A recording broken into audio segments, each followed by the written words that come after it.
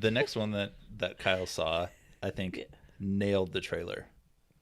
I'm looking at her list. Yes, it did. The Woman King. Yes.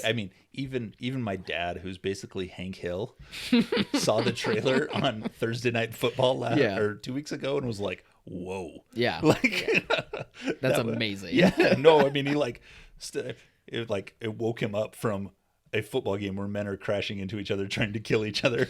He's like, "Oh, look at those ladies go!" Yeah. Like he had no idea They just impaled that guy. Yeah, that's awesome. No idea it was a thing. He was like, "Whoa, I'm in." Yeah.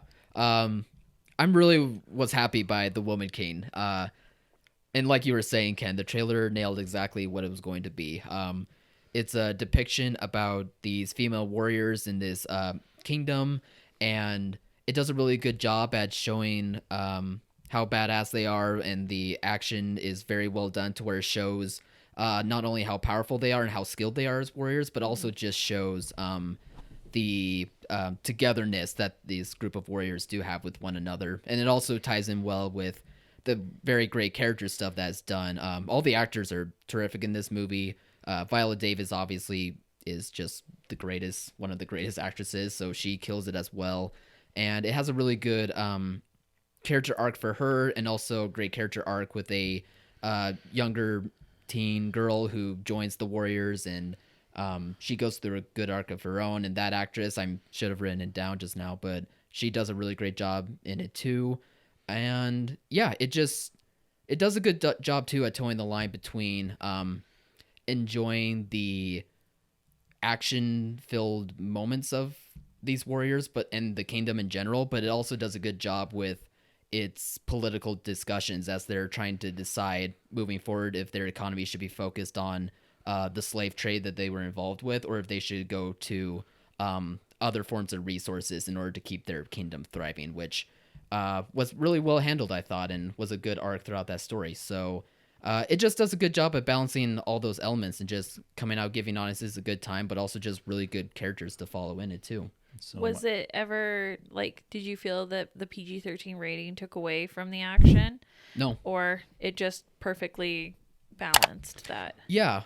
Made it accessible. Luckily, as a society, we prioritize violence over any sort of nudity or sex. Yeah. So we can get the correct amount of violence in a film for our 13-year-olds. Yeah. Yeah, absolutely. I actually thought this movie, with its PG-13 rating, did a good job at doing more than what we expect nowadays out of a PG-13 action movie. Oh. There were still moments with good, showing some blood in it, showing a bit of brutalness to it without going into a full rated R type of way. It still is edited enough to where, some stuff they do is is a glimpse or off camera with a hint of what's happening. The way they slice someone, there's a movement, but you don't see the blood, but it still is a violent enough movement. Just one of the few PG-13 movies in recent years probably where I noticed that, and I don't think it takes away from showcasing who these warrior women were. Well, it got the rare A+ cinema score afterwards. Oh, really? Nice. Yeah, it was very well liked. Yeah, that's great to hear. Of the audiences that did go to it, because it did suffer in some rural areas getting people to come out, but of the audiences that did go out to it, everybody really liked it. And timing. I mean, yeah, they put it in September because it's a new style of filmmaking and storytelling. Right. It's very diverse. It's not a franchise. It's okay. Hold on. What about Woman King 2 Fallen Kingdom? Well, that's where she's the Fallen Kingdom. That's where we're gonna go. Okay. But for right now, it's not a franchise. I was gonna ask if it did have a cliffhanger ability to keep going. No, it doesn't have a good cliffhanger. Damn. Does it have the ability to keep going? Sorry, what was Does that? it have the ability to keep going?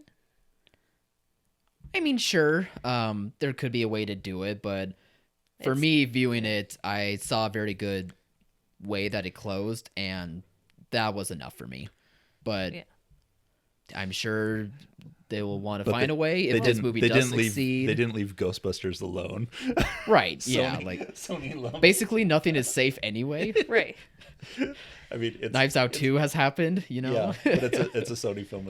And all these film companies go back to the well 30 years later. Yeah, for sure. I mean, there could be a remake of this movie. For all Freaking we Top know. Gun. Yeah, exactly.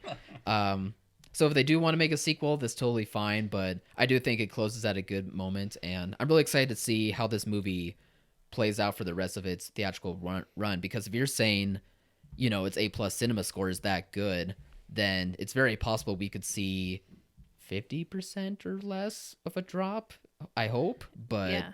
maybe it's a bit wishful thinking. But we're in September. With cinema scores like that and Rotten Tomato scores, that's what we need.